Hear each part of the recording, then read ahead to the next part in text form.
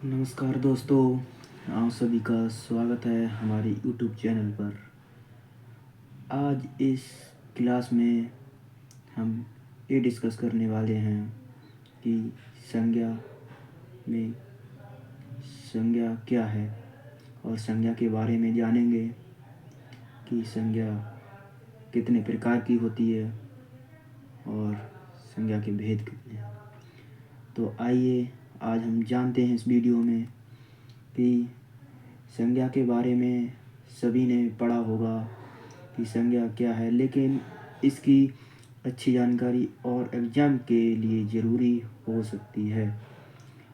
तो हम इस क्लास में डिस्कस करने वाले हैं और छोटा सा वीडियो होगा, तो हम ज़्यादा समय को व्यतीत ना करते हुए हम आपको बताएंगे कि संज्ञा क्या है। तो सबसे पहले हमें पता होना चाहिए कि संज्ञा है वो किसका भाग है। तो जो संज्ञा है वो हमें पता होना चाहिए कि ये किसका भाग है। तो जो संज्ञा है तो जो विक्री शब्द का भाग है। जो विक्री शब्द है, संज्ञा से पहले हम जान लेते हैं कि जो विक्री शब्द है वो संज्ञा का भाग है। तो वो विक्री शब्द कितने प्रकार के होते हैं, विक्री शब्द के कितने भेद होते हैं। तो विक्री शब्द के 4 भेद होते हैं। तो मैंने यहाँ पर लिख दिया है, ये 4 भेद होते हैं। नंबर 1 संज्ञा, नंबर 2 सर्वनाम, नंबर 3 क्रिया, नंबर 4 विशेषण। ये विक्री शब्द के मतलब 4 भेद होते हैं। और उसके बाद सबसे नंबर 1 पे ले लेते हैं संज्ञा। तो संज्ञा क्या है, आइए हम जानते हैं संज्ञा के बारे में, यानी संज्ञा नाउन। हम संज्ञा के बारे में जान लेते हैं। अगर पूछा जाए आपसे कि संज्ञा के कितने भेद होते हैं, तो अगर संज्ञा के साधारण रूप से पूछा जाए तो संज्ञा के 5 भेद होते हैं। और मूल रूप से पूछा जाए तो संज्ञा के 2 भेद होते हैं, यथार्थवाचक और भाववाचक। तो आइए हम आपको बताते हैं। यथार्थवाचक क्या होता है, जो दिखाई दे। मतलब हम शॉर्ट ट्रिक में आपको ट्रिक के अनुसार आपको पढ़ाएंगे, क्योंकि यथार्थवाचक और भाववाचक ये संज्ञा के मतलब मूल रूप से 2 भेद होते हैं, यथार्थवाचक और भाववाचक। यथार्थवाचक क्या होता है, जो दिखाई दे, और भाववाचक क्या होता है, जो दिखाई ना दे। ठीक है, तो आप ये तो समझ गए होंगे। अच्छा, नोट्स में एक बात और लिख लीजिए। जैसे संज्ञा के भेद, अगर साधारण रूप से पूछे संज्ञा के कितने भेद हैं, तो साधारण रूप से आपको बताना है कि संज्ञा के 5 भेद होते हैं। वो कौन कौन से होते हैं, आइए हम आपको बताते हैं। नंबर 1 संज्ञा का व्यक्तिवाचक, नंबर 2 जातिवाचक, नंबर 3 पदार्थवाचक, और पदार्थवाचक को हम द्रव्यवाचक भी कहते हैं, और नंबर 4 समूहवाचक, नंबर 5 भाववाचक। अगर मूल रूप से बूझे तो संज्ञा के 2 भेद होते हैं, और साधारण रूप से बूझे तो संज्ञा के 5 भेद होते हैं। और नोट नंबर 2 में जानते हैं, अगर व्युत्पत्ति के आधार पर या आधुनिक हिंदी में संज्ञा के भेद, या व्युत्पत्ति के आधार पर कितने भेद होते हैं, या आधुनिक के आधार पर कितने भेद होते हैं। तो इसमें व्युत्पत्ति के आधार और आधुनिक हिंदी के आधार पर तो संज्ञा के 3 भेद होते हैं। नंबर 1 व्यक्तिवाचक, नंबर 2 जातिवाचक, नंबर 3 भाववाचक। अब जातिवाचक जो है इसके अंदर आ जाते हैं दोनों, पदार्थवाचक और समूहवाचक। ये जातिवाचक के ही अंदर आ जाते हैं। कौन कौन से, पदार्थवाचक और समूहवाचक। तो आइए हम जानते हैं आज शॉर्ट ट्रिक से। तो मतलब ज़्यादा कुछ ना पढ़े हुए, इसे कम शब्दों में अच्छी तरीके से पढ़ेंगे। तो जैसे कि हमने पढ़ लिया कि संज्ञा क्या है। हमने पढ़ लिया कि संज्ञा क्या है।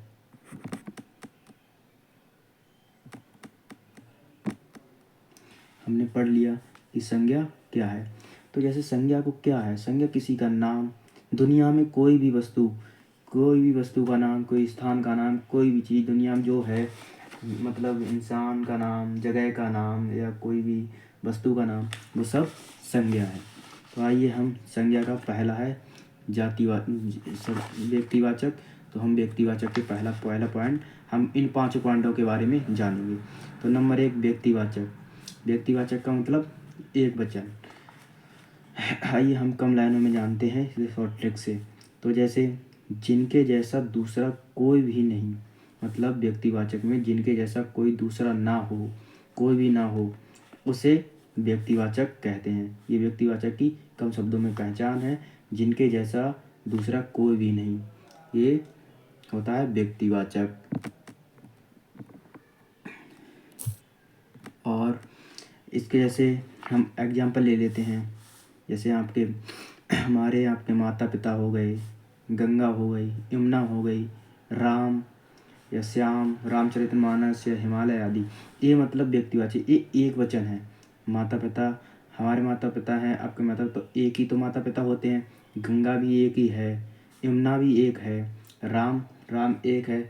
अगर बोलते मतलब लड़के तो बहुत सारे हो जाते, इसलिए श्याम किसी का नाम तो वो संज्ञा का मतलब एक व्यक्तिवाचक में एक मतलब एक वचन आता है। श्याम, रामचरितमानस, हिमालय आदि। ये आपको समझ में आ गया होगा। और नंबर 2 आ जाता है आपका पॉइंट जातिवाचक।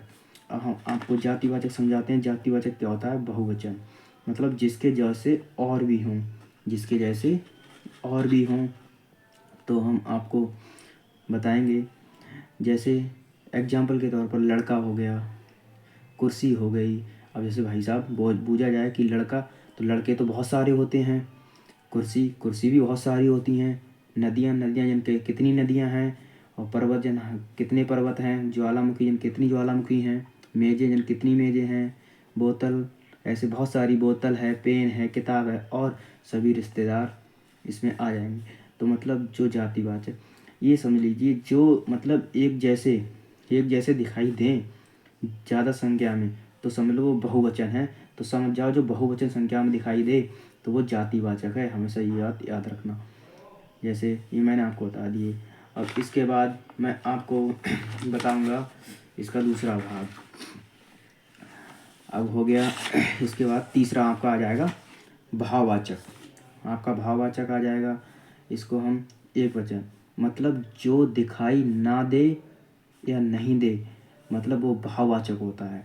जैसे कि भाववाचक जैसे हम जिसे महसूस कर सकें, मतलब दिखे ना। ठीक है, जैसे दुख हो गया। दुख बताओ भाई, दिखता है? सुख दिखता है? बताओ किसी को सुख दिखता है? ईर्ष्या दिखती है किसी को? चिकित्सा दिखती है किसी को? नफरत दिखती है? ये चीज़ें नहीं दिखती हैं। जैसे नफरत, अब नफरत करता हुआ आदमी दिखेगा, नफरत नहीं दिखेगी। प्यार दिखता है, प्यार करता हुआ आदमी दिखेगा पर प्यार नहीं दिखेगा। लालच करता हुआ आदमी दिखेगा पर लालच नहीं दिखेगा। ज्ञान दिखेगा। तपस्या भी नहीं दिखेगा। मान लो तपस्या है, तपस्या करता हुआ व्यक्ति दिखेगा, तपस्या दिखेगी? बताओ भाई। इसलिए आवाज़ मतलब बोलता हुआ आदमी दिखेगा पर आवाज़ नहीं दिखेगी।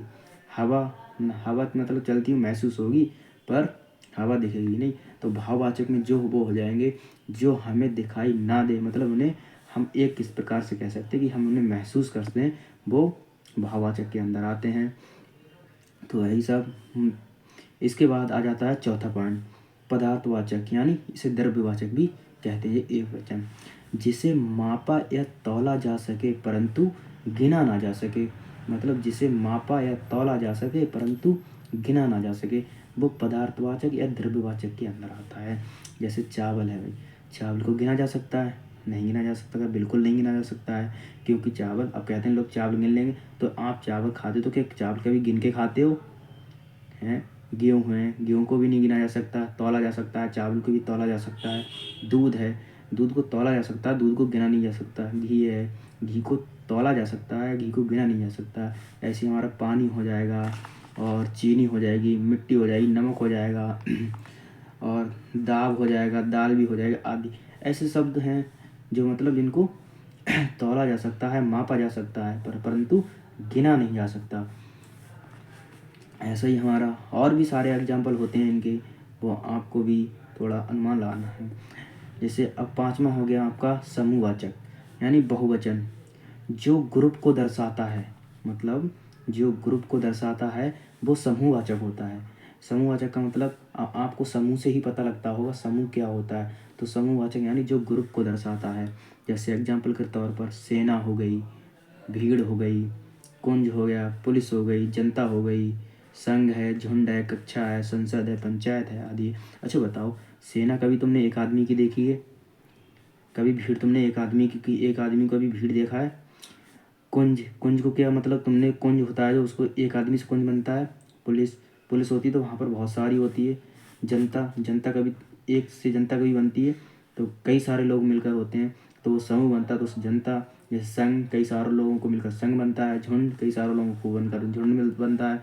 क्लास में जैसे कक्षा में जाते हो तो एक एक व्यक्ति के बच्चे के जाने से कक्षा होती है, एक कई सारे बच्चे होते हैं तो उसे कक्षा कहते हैं। संसद, संसद मतलब संसद होते हैं कई सारे लोग, मतलब संसद के साथ होते हैं तो वो उसे संसद कहते हैं। पंचायत, पंचायत में मतलब कई सारे लोग होते हैं तो उसे पंचायत बोला जाता आदि।